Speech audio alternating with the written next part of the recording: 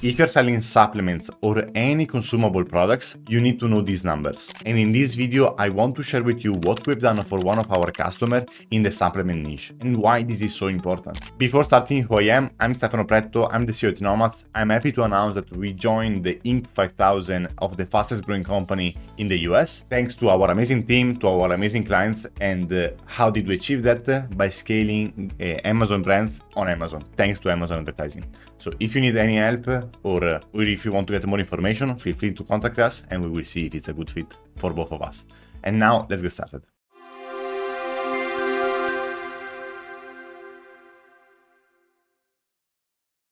This is the presentation that we've done for our customer, and why is important? Because if you sell any supplement brand, there is two kind of customer that we have. We have a new to brand customer and we have a repeat customer. If you're selling supplements, you know that. But what is important is to understand, okay, if I got 1,000 orders this month, how many of these orders are coming from my repeat customer or how many are coming from new to brand customer? This analysis is telling us exactly that, because there are other metrics we can see on Amazon like subscribe and save, or through brand analytics we can see some metrics, but this is analysis we have done by downloading a lot of reports from Amazon and aggregating the data and showing it in a nice way. So this is the performance of the whole company. So here you can see the number of the unique customer that the company got, the average order value, the new customer and the repeat customer, the order frequency, so how many times our customer orders. So as we can see, a customer who join our brand,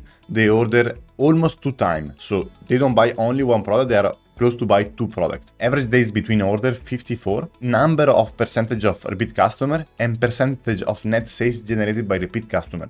So if we analyze this data, this is amazing because I can see that 28% of all our customers are repeat customer, but these repeat customers are bringing 61% of the total net sales of the account. So 28% are generating 61% of the total sales, which is insane. And it's insane because it's problematic. Because on one side, it's amazing. It means that there is a product market fit. Customers that come to our brand, they keep buying our products, which is amazing, which is what we want. It means that the clients love our product. But on the other side, what I can see also in this graph that we don't have a lot of new to brand. So as you can see for this year, we are not growing. Like the repeat customer is a good amount, but the repeat customer will keep decreasing if we don't get a new to brand customer. So this is a metric that if you sell any consumable product, you need to know. New to brand customer and repeat customer on a monthly basis. This is a number you need to know. And if we go in this tab, we can see in a pie,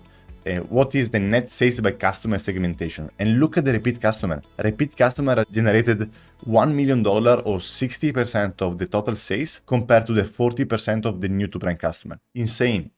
This is amazing. So this is really incredible to see. And now that we know this data, so what can we do with this data? That I will explain at the end of the video. But first we need to be aware of our problem. We need to be aware of our business. So also because if we decide to sell the company or to go to an investor and get more investment for our company, they will ask you this data. Or at least if there is a good VC firm, they will ask you how is going your brand, and they will ask you what is the new to brand customer. And showing to them that the new to brand customer are growing every single month, so you're going in the right direction and you're keeping track of this number, will give you a good leverage against these people. Okay, so now let's go and analyze a few other metrics. So in this account, we have 5 products. And here I can see the percentage of repeat customer. So I can see how many times the customer come back to our brand. We will have another graph later on. The metric that I carry here the most is the 60 days customer value, 90 days customer value, 120 and 1 year customer value. And this is important because I can say what is my ACOS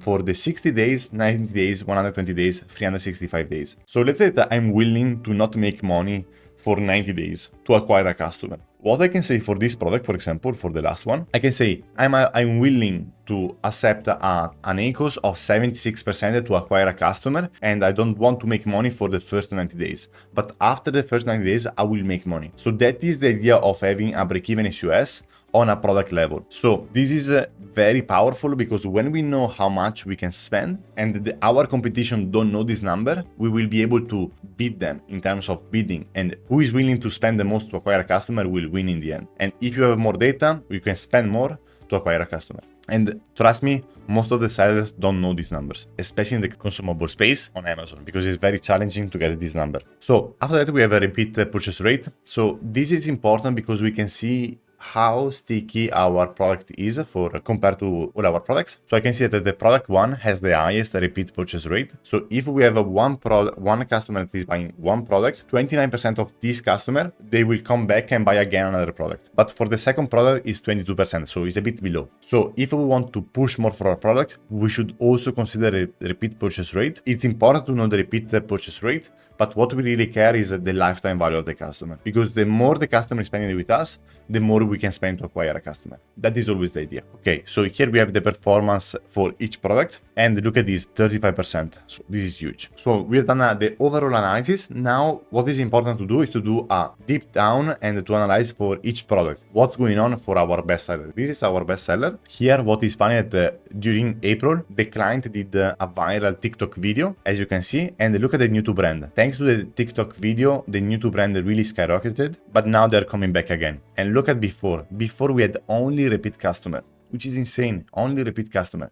So this data will be important because now that we start to develop a new PPC strategy, we are going to see in 6 months time if these new to brand customers are growing every single month. That is what we want to see. Obviously, we want to do that in a profitable way, but the goal is that we want to see this new to brand customer, this bar chart, to keep increasing month over month. That is what we want to achieve. And here there are a few more advanced analysis. I want to skip this one and don't worry about this since there are a few action steps on this, but I want to focus on this one. So here we are analyzing our product one, and I can see that 31% of the repeat customer are generating 64% of the total sales, which is a lot. And here I can see what's happening on a monthly basis. And look at the one-time customer. And I will explain in a second the first order, but look at the one time. When we got the TikTok video in April, we've seen that the performance where the one-time customer were much higher. And look at the repeat customer, they keep growing because we were getting new to brand customer. And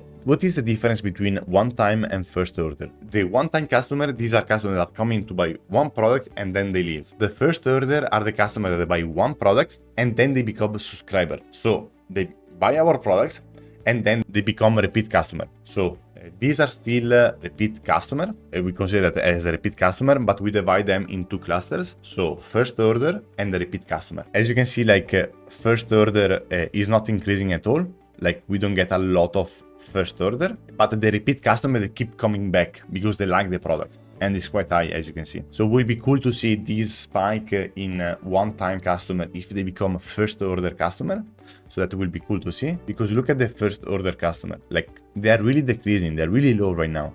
So this is a really big problem for the account, and for that reason we need to take action. So now let's discuss about the action we can take in the account. The first action we can take is a better PPC strategy. That is something we're working in the account, and now that we know also how much we can spend to acquire a customer, so what is our ACOS, that's perfect. We know our number, we know what we need to achieve. Second, subscribe and save. So here we highly suggest to go aggressive in terms of coupon to acquire subscribe and save customer, because a subscribe and save customer will come back, will increase and will increase our lifetime value. And that's amazing. That is what we want. We want people to come back to our brand. The third thing is to keep analyzing this data. It's very important to not lose the most important metric, because overall revenue is amazing, overall profit is amazing, but especially in consumable products, this is the metric we need to keep track. Lifetime value, new to brand customer, repeat customer. If we keep tracking of these metrics, and cost of acquisition, if we keep tracking of these metrics, we can do really well in this market. So I really hope this video was a bit useful. If you want to do this analysis, feel free to contact us and we will see if we can work together and do this analysis. But if you sell supplements, I really think this is super important. So I really hope this video was useful. Thank you so much. Have a good one.